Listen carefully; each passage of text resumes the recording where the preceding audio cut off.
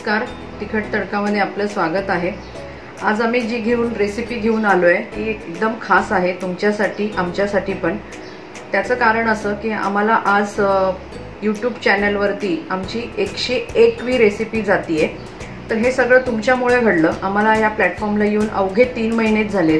तुम्ही दिलेल्या प्रचंड प्रतिसादामुळे आणि उत्साही वातावरणामुळे आम्ही इथपर्यंत पोहोचलो। त्याबद्दल तुम्हा सगळ्या चाहत्यांचं मनपूर्वक अभिनंदन आणि आभार। तुम्ही असेच प्रेम आमच्यावर करत राहा म्हणजे आम्ही तुम्हाला वेगवेगळ्या रेसिपी दाखवत जाऊ। तर आपण आज बघणार आहोत काजू मोदक। ही बाप्पा आहेत या दिवसामध्येच आमची 101वी रेसिपी आली आहे, त्यामुळे आम्हाला अतिशय आनंद होतोय आणि आज आम्ही त्या निमित्ताने आज काजू मोदक ही रेसिपी तुम्हाला दाखवणार आहोत। त्यासाठी इथे मी ह्या कपानी काजूचा तुकडा घेतलेला आहे। तुम्ही अख्खा काजू घेणार असाल तरी चालेल, काहीच प्रॉब्लेम नाही। इथे मी घरी बनवलेला खवा घेतलाय 2 ते 3 चमचे। याची रेसिपी मी ऑलरेडी टाकलेली आहे, ही लिंक मी तुम्हाला डिस्क्रिप्शन बॉक्समध्ये देईलच। ही वेलची पूड आहे 1 चमचा। ही साखर आहे त्या अंदाजाने घेतलेली आहे, 1 चमचा आहे तर ही साखर साधारण ह्या कप भर आहे आणि थोडंसं दूध घेतलेलं आहे साधारण अर्धी वाटी। तर आपण आता रेसिपीकडे वळूया। इथे मी काजू मिक्सरच्या भांड्यात घेतलेत। ही आपण आता पूड करून घेणार आहोत, पण ही चालू बंद करायचा मिक्सर, नाहीतर एकदम तुम्ही फास्ट केला तर ती भांड्याला चिटकून जाईल। त्यामुळे आपल्याला एकदम थोडीशी रवाळशी करायची आहे। इथे बघा आपण काजूची पेस्ट म्हणजे पूड करून घेतली आहे, साधारण अशी येईल, म्हणजे चिकटली नाहीये। आता आपण मोदक बनवायला घेऊया। इथे मी साखर पॅन मध्ये टाकली आहे। आपल्याला याचा थोडासा पाक करून घ्यायचा आहे 1 तारी। तर इथे मी ते भिजेल एवढंच दूध टाकणार आहोत। इथे तुम्ही पाण्याचाही वापर करू शकता। आपण ही सारखी हलवत राहू म्हणजे ती विरघळेल।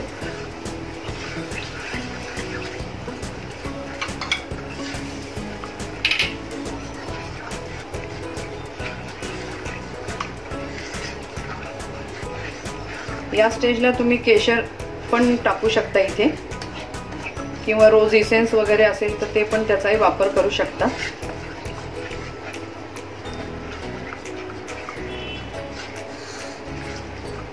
इथे मी हा जो खवा वापरते हा आपण घरीच केलेला आहे। बाजारातल्या खवापेक्षा घरचा खवा कधी चांगला आणि प्युअर असतो। त्यामुळे तुम्ही हा असा करून ठेवा, कधी तुम्हाला कुठलाही पदार्थ बनवायचा असेल तर त्यावेळेला तुम्हाला खवा लागला तर तुम्ही घरातल्या घरात तो खवा मस्तपैकी वापरू शकता, पदार्थही छान होऊ शकतो। त्यामुळे ही खव्याची रेसिपी एकदा नक्की करून बघा।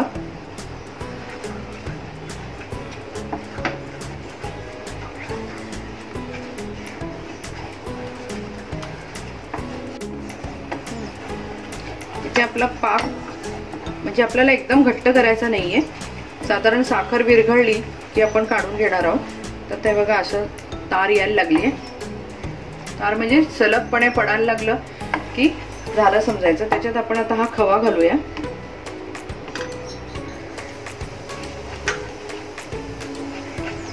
गॅस बारीकच ठेवा।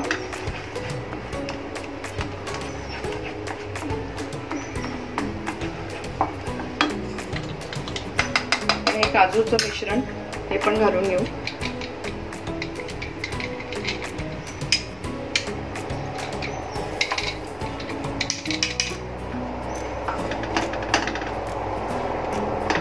आणि वेलची पूड टाकूया।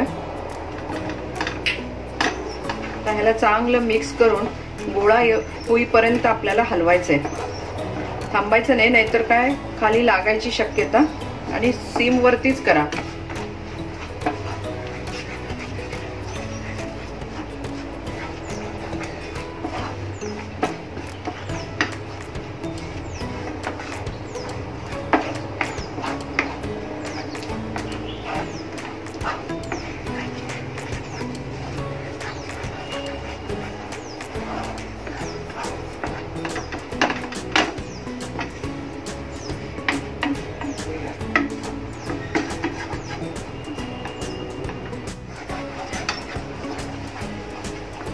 शक्यतो ही रेसिपी करताना फ्राय पॅनच घ्या किंवा जाड बुडाची कढई, म्हणजे ते लागणार पण नाही आणि फ्राय पॅनला काय होतं पटकन सुटतं, ते चिटकत नाही।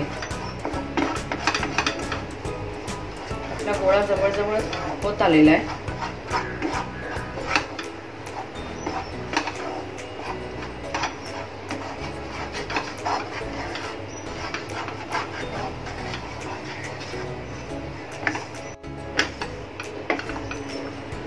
तर आपण हे थोडंसं मिश्रण जरा डिशमध्ये घेऊन बघूया. त्याचा गोळा होतोय असं वाटलं की आपण बंद करूया.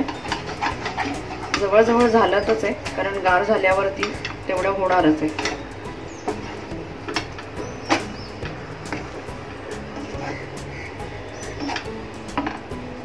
आता आपण हे मिश्रण गार करायला ठेवूया. गार झाल्यानंतर आपण याचे मोदक बनवूया.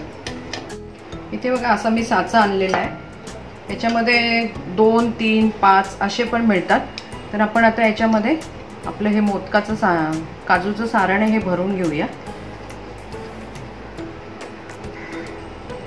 दाबून दाबून भरावं लागेल. हे तुम्हाला कुठल्याही भांड्यांच्या दुकानामध्ये वगैरे मिळू शकतात. याच्यात वेगवेगळे लांब असा थोडा पट्टीसारखा पण येतो, सिंगल येतो, डबल येतो. तुम्ही तुमच्या आवडीप्रमाणे आणू शकता. आणि हे मोदक पटकन होतात.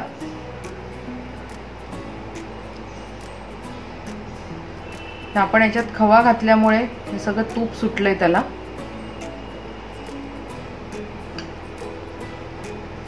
दाबल्यामुळे ते जास्त बाहेर येते.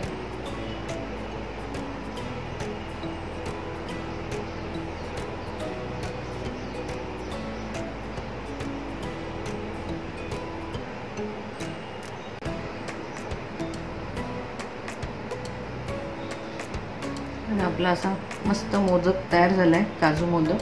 तर आपण असं दुसरं पण करून घेऊ. ते तूप सुटल्यामुळे तो हातातून सटकतोय.